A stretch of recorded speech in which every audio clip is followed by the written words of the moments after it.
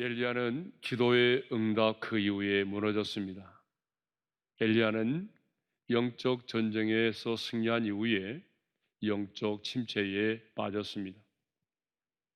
그래서 아합 왕의 부인 이세벨이 사신을 보내서 내일 이맘때에 엘리야를 죽이겠다고 했을 때에 그 소식을 들은 엘리야는 일어나 도망을 갔어요.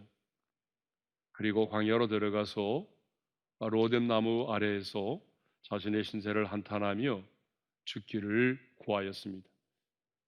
자, 우리 4절의 말씀을 함께 읽겠습니다. 다 같이요.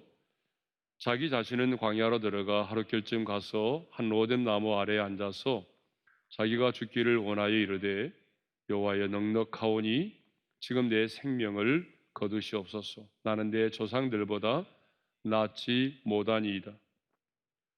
그러면 영적인 침체, 우울증이라고 하는 것은 무엇을 말할까요? 우울한 감정의 침체가 계속이 돼서 자신의 힘으로 극복하지 못하는 것을 말합니다. 여러분, 우울한 감정 그 자체가 우울증은 아닙니다. 우울한 감정은요, 대략 한 2주 정도 시간이 지나면 다시 회복이 될 수 있습니다. 그러나 우울증은요, 2주가 지나도 회복되지 못하고 그 우울한 감정의 상태가 지속되는 것을 말합니다. 여러분, 어떻게 하면 우리 안에 있는 이 영적인 침체, 이 우울한 감정을 우리가 이겨낼 수 있을까요? 자, 오늘 우리가 네 가지를 생각할 텐데요.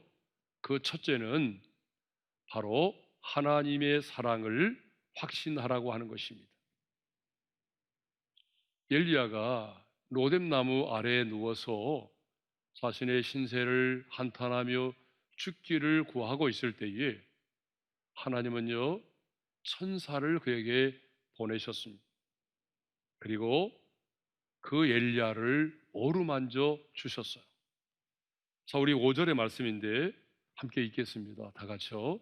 로뎀 나무 아래에 누워 자더니 천사가 그를 어루만지며 그에게 이르되 일어나서 먹으라 하는지라. 그런데요, 한 번만 천사가 엘리야를 어루만진 게 아니에요. 7절을 보게 되면요, 천사가 또다시 와서 어루만지면서 일어나 먹으라고 했어요. 자, 우리 7절의 말씀을 함께 읽겠습니다. 다 같이요. 여호와의 천사가 또다시 와서 어루만지며 이르되 일어나 먹으라. 그러니까 여러분, 천사는요, 한 번도 아닌 두 번이나 와서 엘리야를 어루만진 거죠. 하나님은 천사를 보내서 그것도 두 번이나 로뎀 나무 아래에 누워 있는 엘리야를 찾아와서 두 번이나 어루만져 주었습니다.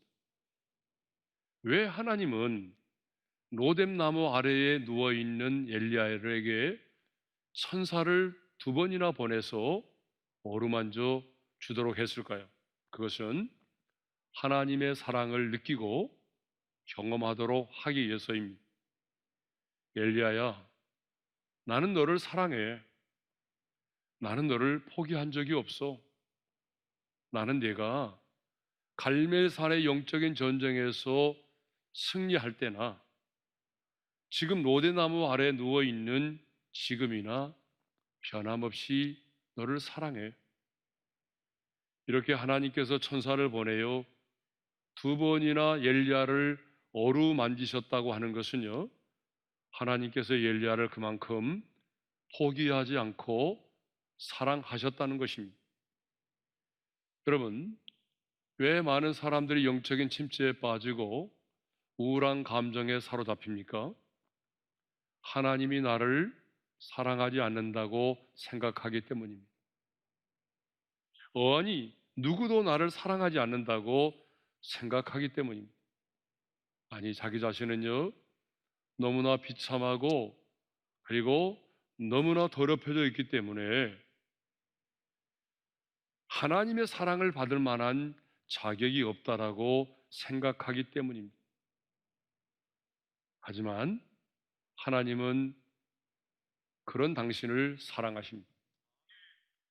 당신이 아무리 연약하여 넘어졌을지라도, 결혼 생활에 실패하고 내가 사업에 실패했을지라도, 내가 유혹에 넘어져 더럽힘을 당하였을지라도, 심지어는 내가 하나님의 징계 가운데 있을지라도, 내가 엘리야처럼 영적인 침체 가운데 있을지라도 하나님은 여전히 변함없이 당신을 사랑하십니다. 그리고 그 하나님의 사랑에서 당신을 끊어놓을 수 있는 것은 아무것도 없습니다. 그래서 사도 바울은 이렇게 고백하잖아요. 누가 우리를 그리스도의 사랑에서 끊으리요? 환난이나 공고나 박해나 기근이나 적신이나 위험이나 칼이랴. 그리고 38절과 39절에서는 이렇게 말합니다. 내가 확신하노니 사망이나 생명이나 천사들이나 권세자들이나 현재일이나 장래일이나 능력이나 높음이나 깊음이나 다른 어떤 피조물이라도 우리를 우리 주 그리스도 예수 안에 있는 하나님의 사랑에서 끊을 수 없으리라. 여러분, 이것이 사도 바울이 가졌던 확신입니다. 사도 바울은 그 누구도, 그 어떤 상황도, 그 어떤 문제도 하나님의 사랑에서 나를 끊어놓을 수 없다라고 확신했습니다. 이것이 사도 바울이 가졌던 확신입니다. 사랑하는 성도 여러분, 우리도 마찬가지죠. 하나님은 변함없이 나를 사랑하시고 그 하나님의 사랑에서 나를 끊어놓을 수 있는 것은 아무것도 없다라고 하는 이 확신을 가지면 여러분, 우리도 넉넉히 승리할 수 있습니다. 영적인 침체를 이겨낼 수 있습니다. 우울한 감정을 떨쳐버릴 수가 있습니다. 자, 두 번째로는요, 우리가 어떻게 하면 영적인 침체를 이겨내고 우울한 감정을 이겨낼 수 있느냐? 두 번째는요, 재충전이 필요하다는 거예요. 재충전. 지금까지 엘리야는요, 정말 쉬지 않고 사역을 해왔습니다. 사르와 과부의 가정에서는요, 비가 내리는 날까지 통의 가루와 기름이 마르지 않는 기적을 행하였습니다. 그리고 곧바로 이어서 엘리야는요, 갈멜산에서 바알과 아세라를 섬기는 선지자 850명과 치열한 영적인 전쟁을 치루었습니다. 그 전쟁을 통해서 하나님만이 참 하나님이심을 드러내었고 바알과 아세라를 섬기는 선지자들을 죽였습니다. 그리고 곧이어 엘리야는 또 갈멜산 꼭대기에 올라가서 꿇어 엎드려서 얼굴을 무릎 사이에 넣고 7번이나 간절히 기도했습니다. 그리고 그 비가 내렸을 때 허리를 동이고 25km 되는 그 거리를 아방 앞에서 시하면서 달려나갔습니다. 그러니 여러분, 엘리야가 얼마나 지쳐 있었겠습니까? 그의 심신이 얼마나 지쳐 있었겠어요? 이렇게 지쳐 있는 마당에 이세벨이 사신을 보내서 말합니다. 내일 이맘때에 내가 네 목숨을, 네 생명을 취하리라. 그러자 곧바로 엘리야는 영적인 침체에 빠져듭니다. 이것을 통해서 우리가 알 수 있는 게 뭐냐 그러면 육체의 피곤이 영적인 침체를 가져다 줄 수 있다라고 하는 거예요. 육체의 피곤함이 영적인 침체를 가져다 줄 수가 있습니다. 더구나 엘리야는 그 순간에 일어나 도망을 갔어요. 그리고 성경에 보게 되면 광야를 하루길쯤 걸었다고 돼 있어요. 하나님은요, 계속되는 사역으로 인해서 제대로 먹지도 못하고 자지도 못하고 심히 지쳐있는 엘리야에게 천사를 보내어서 숯불에 구운 떡과 물을 먹고 마시게 하였습니다. 그리고 충분히 잠을 자도록 했습니다. 그래서 6절에 보게 되면요, 먹고 마시고 다시 누웠더니라는 말이 나와요. 먹고 마시고 얼마나 피곤했던지 또다시 누워 잠을 잔 거예요. 이 말은 그가 먹고 마신 후에 잠을 잤음을 말하죠. 하나님은요, 자, 이렇게 먹여주시고 충분히 재워주셨습니다. 하나님은 엘리야가 이렇게 영적인 침체를 겪고 있을 때에 어떻게 하셨습니까? 너는 하나님의 사람이니까 일어나야지 책망하지 않으시고, 하나님은요 어떻게 하셨어요? 먹을 것을 공급해 주시고 푹 잠을 자게 하셨어요.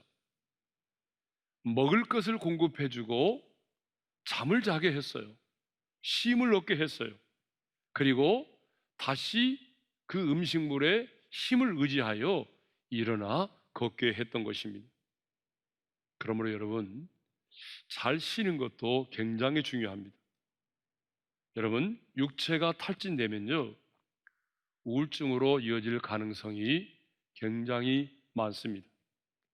그러므로 재충전은요, 정말 필요합니다. 안식은 정말 필요합니다. 안식은 성경적이에요. 여러분, 쉬는 것은요, 죄가 아닙니다. 성경은 쉬는 것을 죄라고 말하지 않아요. 뭘 죄라고 말하죠? 게으름을 죄라고 말하지, 게으름을 죄라고 말하지, 쉬는 것을 죄라고 말하지 않습니다. 하나님은요, 잘 먹고 잘 자게 하심으로 엘리야로 하여금 그 영적인 침체를 이겨내게 하셨던 것입니다. 그러므로 우리 중에 정말 많은 스트레스를 받고 육체의 탈진 가운데 있는 분이 있다면 쉼을 갖도록 하시기를 바랍니다. 쉼을 통하여 재충전을 할 수 있기를 바랍니다. 자, 세 번째로는요, 더불어 함께 하는 것입니다. 영적인 침체를 극복하기 위해서는요, 우리에게 누가 필요하냐면 함께 할 수 있는 동역자가 반드시 필요합니다. 왜 엘리야가 영적인 침체에 빠졌습니까? 나만 홀로 남았다라고 생각을 했기 때문이에요. 자, 그래서 10절과 14절에 보게 되면 하나님께서 엘리야야, 내가 어찌하여 여기 있느냐? 라고 물으실 때에 엘리야가 이렇게 대답을 합니다. 오직 나만 남았거늘, 오직 나만 남았거늘 그들이 내 생명을 찾아 빼앗으려 하나이다. 엘리야는 오직 나 홀로 남아있다라고 생각했어요. 바알과 싸우는 자, 바알에게 무릎 꿇지 않은 자는 나 혼자라고 생각을 했어요. 그런데 여러분, 이것은 정말 엘리야가 잘못된 생각을 한 것입니다. 성경을 보게 되면 당시 이세벨의 박해 가운데서도요, 오바다가 숨겨놓은 100명의 선지자가 있었어요. 엘리야만 혼자 있는 게 아니었어요. 오바다가 숨겨놓은 100명의 선지자가 있었다고요.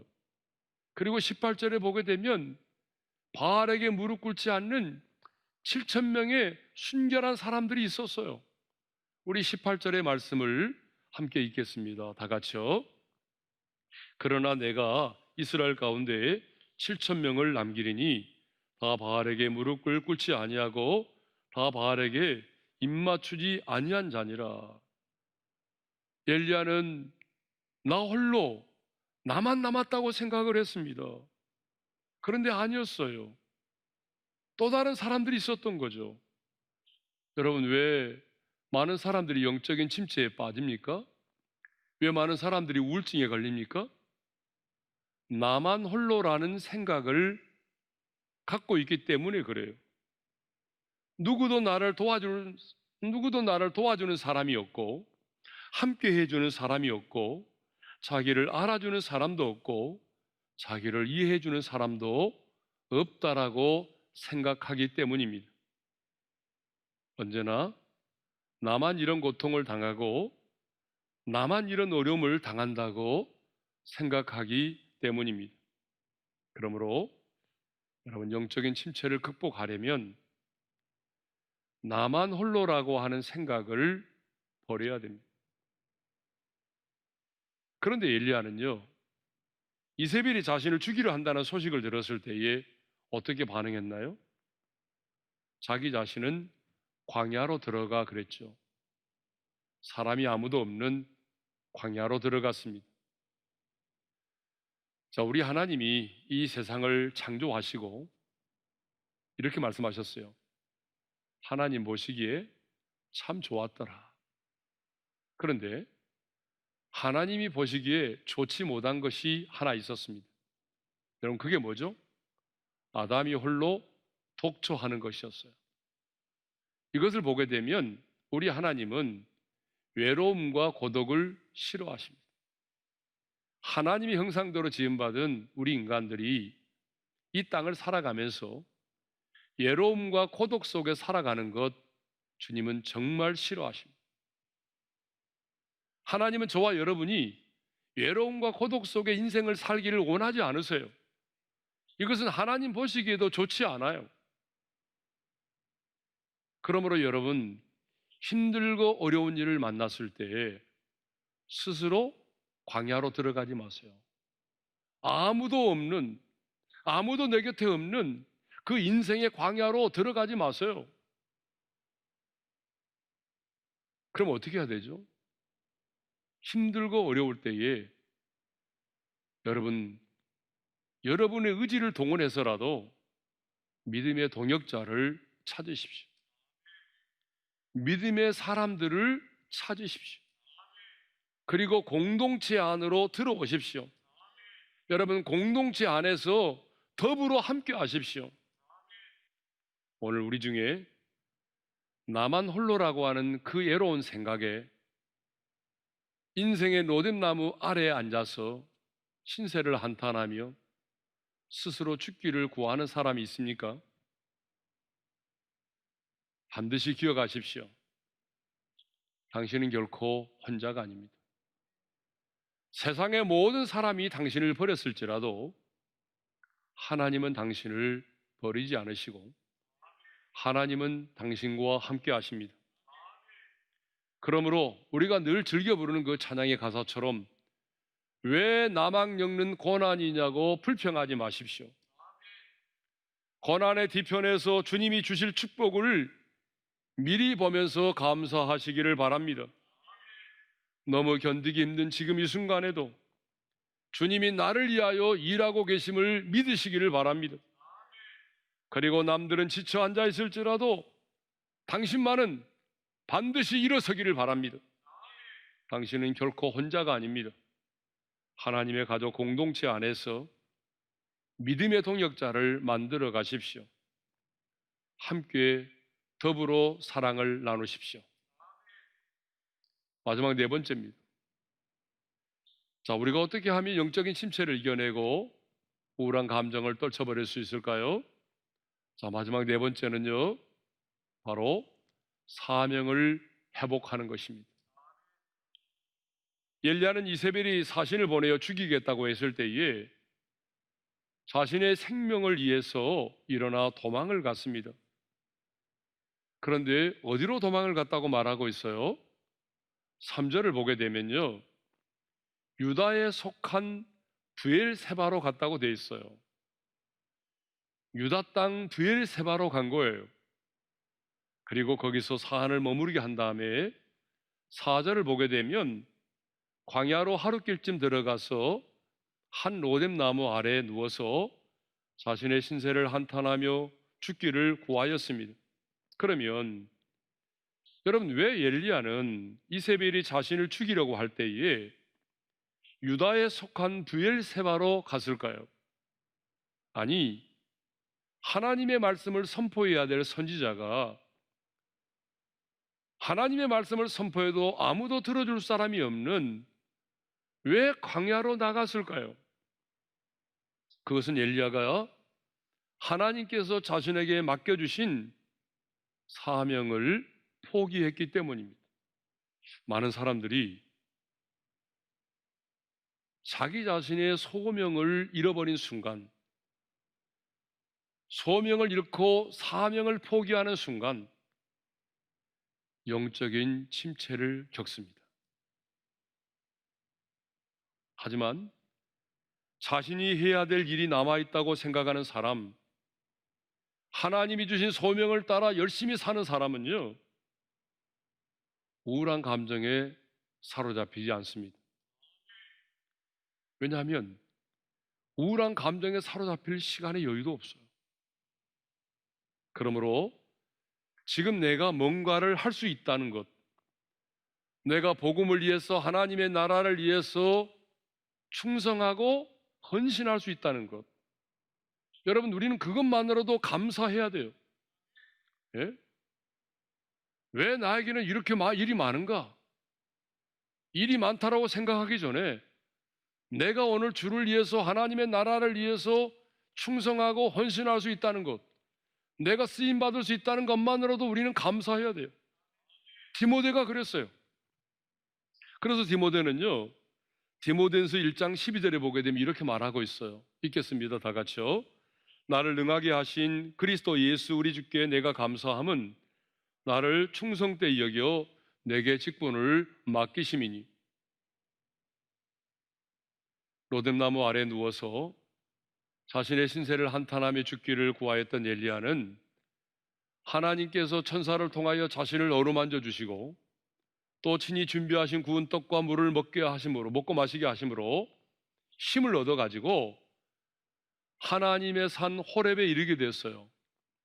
그리고 하나님의 임재 가운데서 하나님의 세미한 음성을 듣게 되었습니다. 그러면 하나님께서 엘리야에게 주신 말씀은 무슨 말씀일까요? 어떤 말씀을 주셨을까요? 아니, 엘리야가 그 상황 속에서 가장 듣고 싶었던 말씀이 뭘까요? 이런 거 아니겠어요? 엘리야야, 너를 그토록 괴롭히는 이세벨 내가 손봐줄 테니까 걱정하지 말고 들어가라. 여러분 이런 말 듣고 싶지 않았을까요? 이세벨이라는 악한 여자 때문에 여기까지 왔잖아요 지금. 그러니까 네가 그토록 힘들어하는 그 여자 내가 손봐줄게, 걱정하지 말고 들어가. 여러분 이런 말을 하나님께로부터 듣기를 원했겠죠. 그런데요, 하나님은 엘리야에게 그 말씀 하지 않았어요. 이세벨을 내가 손봐줄게 그 말 하지 않았어요. 하나님은요, 엘리야에게 또다시 새로운 사명을 주신 거예요. 하나님께서 엘리야에게 하신 말씀은 내가 온 길을 돌이켜 광야를 통하여 다시 다메섹으로 돌아가라는 거예요. 자, 15절 상반절이죠. 읽겠습니다. 다 같이요. 너는 내 길을 돌이켜 광야를 통하여 다메섹에 가서 네가 왔던 그 광야의 길을 통과해서 다시 다메섹으로 돌아가라는 거잖아요. 이 말은 무슨 말이죠? 사역의 현장으로 돌아가라 그 말입니다. 내가 너를 불렀고 내가 너에게 맡겨준 사명을 감당하기를 원했던 그 자리, 그 사명자의 자리, 소명의 자리, 그 사역의 현장으로 돌아가라 그 말이에요. 그리고 하사엘에게 기름을 부어서 아람의 왕이 되게 하고, 예후에게 기름을 주어서 이스라엘의 왕이 되게 하고, 엘리사에게 기름을 부어서 너를 대신하여 선지자가 되게 하라는 거예요. 15절 하반절과 16절이죠. 읽겠습니다. 다 같이요. 하사엘에게 기름을 부어 아람의 왕이 되게 하고, 예후에게 기름을 부어 이스라엘의 왕이 되게 하고, 엘리사에게 기름을 부어 너를 대신하여 선지자가 되게 하라. 하나님은요, 다시 기운을 차린 엘리야에게 새로운 사명을 주셨어요. 이 소명을 받은 엘리야는 다시 돌아가서 자신이 무서워서 비겁하게 도망쳐 나온 길로 다시 되돌아갔습니다.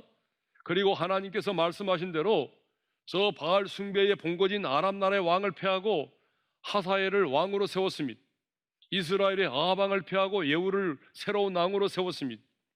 엘리사를 택하여 기름 부음을 받은 다음에 자신을 대신한 후계자로 엘리사를 세웠습니다. 하나님께서 자신에게 맡겨준 세 가지 사명을 완수했어요. 그리고 하나님께 부름을 받았습니다. 여러분, 영적인 침체를 극복하는 가장 빠른 지름길은요, 사명을 회복하는 것입니다. 하나님께서 내게 하라고 하신 그 일을 내가 충성스럽게 감당하는 것이에요. 여러분, 그것이 바로 영적인 침체를 극복하는 것입니다.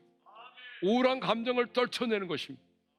그러니까 지금 하나님이 하라고 하신 그 일 불평하지 말고 감사하며 충성스럽게 잘 감당할 수 있기를 주님의 이름으로 축원합니다.